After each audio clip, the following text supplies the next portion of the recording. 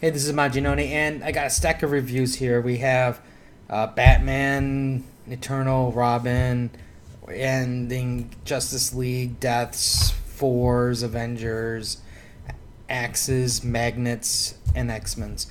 Now, some of these are just going to go really quick, like, hey, this is what's important. You might want to know about what's going on, and I'm going to move on. And I'm going to start that off with the Batman Eternal. And basically, what this is in a nutshell is they're setting the stage for this is partially building up as to why Barbara's leaving Gotham, and it also setting up the situation with Catwoman. Now, the art is okay, and but it's for me, it's still following that, the art style of the weak flavor, but I like it better than what it has been in the past. Uh, there's some interesting dialogue between what's called the Red Mask and Batgirl, as they're dangling the new commissioner over the roof.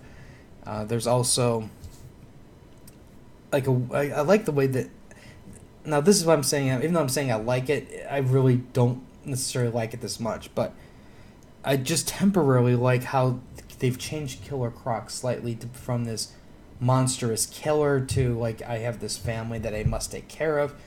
But at the same time, I'm going, there's the sound of reasons going, you know what? Killer Croc is a crocodile. He don't have no family, so to speak. You know what I mean? He should be killing and eating everything that comes his way. And it almost looks like somebody took a taser and neutered him, and he's not the same as he used to be. And that's why I'm kind of torn with this.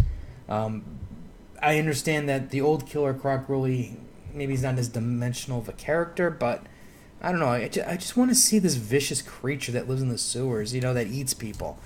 And instead of this, I gotta go and save these people because I care about them deeply.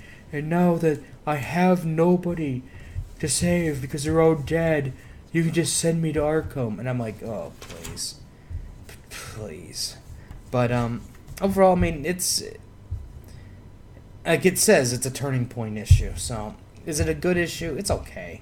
I mean, it's average compared to what the Batman Eternal issues have been like. But it is kind of important in the sense that it is setting the stage for Batgirl and her moving to a new location. Okay, Batman and Robin. Alright, the most badass pictures are Batman at Apocalypse. And he's just kicking ass and not even bothering taking names. So I really, really appreciate that part. It really also blends well with the art style that they selected here. And I really enjoyed. I enjoyed this a lot. The other part of the story is the Bat family basically hijacking, or not really hijacking, but tricking Cyborg into helping them to get to Apocalypse to save Batman. But overall, I mean, it was a decent raid. I really like like I said, I really like the new Bat armor. That part's good. I don't know why they would ever think about jumping through the teleporter mother box without that armor, but hey, it was good. I enjoyed it. Earth 2 World's End. This is a battle issue, so I you know me, I appreciate battle issues. Fury is just kicking butt, and I really enjoyed that. We learned something about the parademons that have come through this time. Overall, the art I thought was really good. While Fury War has been fighting some of the heroes, I really want to know what's happening at the other entry points that don't necessarily have as many heroes in those locations. The overall, like I said, overall was really enjoyable, and I'm really, really looking forward to issue 3. Because overall, I mean, World's End it's one of those stories that have been really taking chances to kill people, and I'm really curious to see how this is going to go. Of course, we kind of have an idea of who's going to live and who's going to die, or potentially die, based off of Future's End. Justice League. Now, this was actually, was my book of the week until I read Ultimate Spider-Man, And I have to admit, I am a little bit biased towards Miles. But this was great. I love the whole issue overall. Basically, it's the merging of, or a partnership of Bruce Wayne and um, Lex Luthor. Lex Luthor finally gets his wish, and basically you have all of the Justice League standing outside waiting to arrest Lex. And I loved how you have these moments where Lex and Bruce are just like basically they're trying to one up each other all along the way, and then finally get to this point where like Bruce is like Lex is giving Bruce the tour of everything, and they first go straight to the cloning where you had Bizarro, and then Lex wants to show Bruce something else, and Bruce is like, I want to see your private lab. And then, Lex is caught completely off guard, and he's like, how did you know that? And then, Bruce is just like, I guessed. And I just love the look of Lex right there, where you just know Lex just wants to, punch Bruce in the face and beat his ass to a pulp. I just love that. And Lex is going to get revenge for just that moment. And overall, I really liked it. Then eventually what happens, like somebody comes in to kill Lex, and the Justice League takes action. Now, the one thing that I really was like scratching my head over was this scene right here. You have Aquaman coming in to save the day. Now, let me ask you, if you were Aquaman, attacking somebody from behind who is, basically in the process of killing some people, would you attack with your fist or would you attack with your trident? Personally, I'd attack with my trident. So I'm like, I don't get that part. I don't care. Superheroes don't kill. He should have skewered this guy right through the back with his trident. Overall, I really liked it. I am leaving some stuff out, but this is basically setting up the stage for the what's that virus called?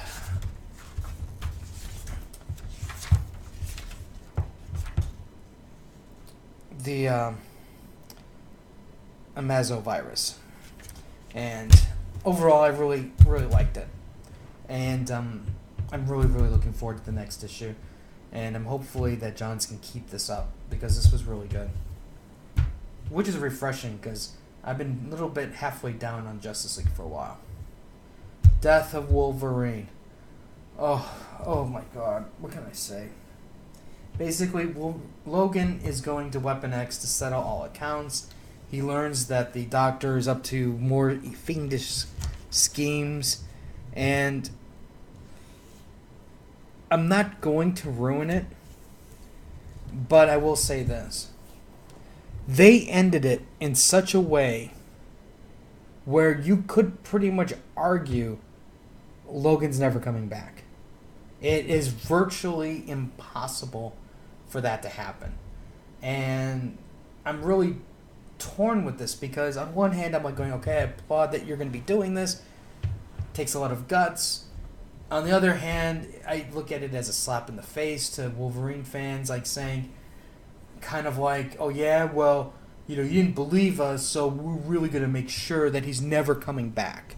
And then at the same time I go, okay, well, I can see how he could come back. Maybe his healing factor starts kicking in, and certain events happen, and eventually he can come back. Maybe there's a clone of Logan. They download his memories, all sorts of weird stuff. So it is possible, but for the most part, it's impossible for him to come back. And heck, even Magneto can probably save him, in all honesty. But I'm just really torn with this issue. To me, it's not even a fitting end to the hero. It's more of a, well, you might have done something heroic, but you did something heroic to people that don't matter. And it's not even your living up to your legacy. It's kind of like nobody would even know where he's at, type thing. And that's why I'm just really disappointed. It's not even a hero's death. It's that's why I'm like teetering on this, thinking of it as an insult type thing. And but other than that, I mean, the art is good. The I think overall, I mean, while I didn't read the entire story, I can tell by the ending, it's gonna be a little controversial, and I don't know. We'll see what happens. How many does it take? A year? Does it take 2 years for Wolverine to come back? Because in theory, you kind of have to wonder what Marvel's plans are going to be with the next Wolverine movie when that one comes out, or when the next X-Men movie comes out, and people go to the stores and there's no Wolverine comic book. Are they going to have Legacy of Wolverine with X-23 and Sabretooth, or are they going to figure out the way to bring him back? My guess is there's probably already a plan. Fantastic Four, I'm not really going to go into too much detail other than I'm still enjoying the deconstruction of the Fantastic Four, and what we do learn is this is not like a sudden random occurrence. Somebody's pulling the strings, and the ending is really violent. The only thing is the person who attacked shot the arrow to the wrong person, but I get what they were trying to do, a little cocky, but overall I really enjoyed it. New Avengers. Okay, I'm getting kind of really sick and tired of this jumping forward and backwards in time, because basically what it's doing is it goes like 8 months into the future, and then it kind of goes back a little bit, and it's like they jump you into this story where I don't even know if this is really the Earth 616 universe, because I mean Reed has a new logo on his shirt. You have what's Captain Britain doing there, and you also have Sue Storm who joins Shield, and then you kind of go look at this and going why like things really changed. One moment you're discredited, you're like a rogue agent, and you're unstable, and then the next 8 months later, you're suddenly hunting for Reed and company as a member of S.H.I.E.L.D., and I'm like, this has got to stop.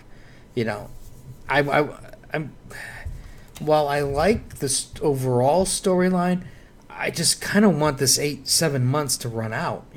Let's get to the end, and then of course, once this is done, then they're gonna the road to Secret Wars. So we can all have fun with that. All right, these two books are together. I really, really enjoyed Axis number 2 more than Axis number 1. See, basically this is the continuation of the fight with the Skull and, the Onslaught Skull and the 2 Sentinels. See, and what I like about it is there's no break. There's no, okay, let's go back home and, they are hours or so later and then they go back to fight. They go to a different scene, that kind of nonsense. See, this is kind of like how, like a lot of it's just like this one continual fight scene. And I really liked that. I loved how the Sentinels are just taking them out. I liked how the Red Skull is just taking the other heroes out. I love the fighting that the heroes are putting up. And just when things are looking bleak, you thought Magneto ran away, but the truth of the matter is he went to get his new supervillain army to save the day. And this is why, this basically takes place in the middle end of this. And it just shows Magneto as he's trying to get his the new forces of evil to save the day. While that's going on, I loved how Tony Stark was just failing. It was like his armor's just it can barely function, and the X-Men have to come in to save the day. You have the joining of the brothers again, putting all differences aside. Overall, much better read. I think if you put I just have this feeling that if you put all of these issues together, they're going to probably read a lot better than they are one by one. Overall, art was solid. Story was okay, this is where you're going to see the people complain. There's no story. Spoiler alert, no story. In case you haven't figured it out from what I've been telling you, this is all fight issue. Okay? So if that's what you're looking for, a brawl, this is what you need. Alright, X-Men number 27. Uncanny X-Men.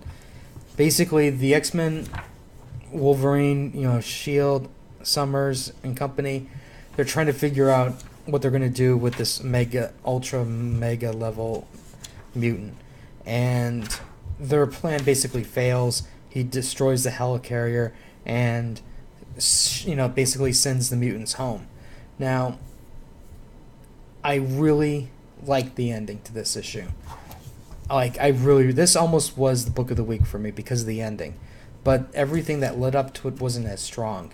I do like some of the dialogue between Wolverine and Scott. That was pretty good. But I don't know. For me, it did what it needed to do, but it's missing something to take it to that next level higher. But I really enjoyed this issue a lot. That ending. I won't spoil it, but I will say it's how Scott handles the Omega level mutant that I really, really thought was smart, and it's a game-changing development. The art, I think, was pretty good overall. I didn't necessarily like all the red, for an example, or I thought sometimes there's a lot of wasted space, or so not wasted, but unused space, especially like this. And as you can see, let me see, it happens a couple times. See, here's another example. But I understand it's probably just the style that they're trying to do in terms of breaking the pages up and how they work, how the pages flow. But overall, I enjoyed it. I think Bendis really stepped it up a little bit, because man, that last Will and Testament of Xavier was pretty pathetic overall. So it's starting to shape up. Anyways, this is my reviews for the week. If you have any comments or questions, let me know. Share. Let me know what you guys got. Let me know what you guys thought was good. In terms of Axis, are you happy that it's a battle issue, or do you want more talking? Anyways, let me know.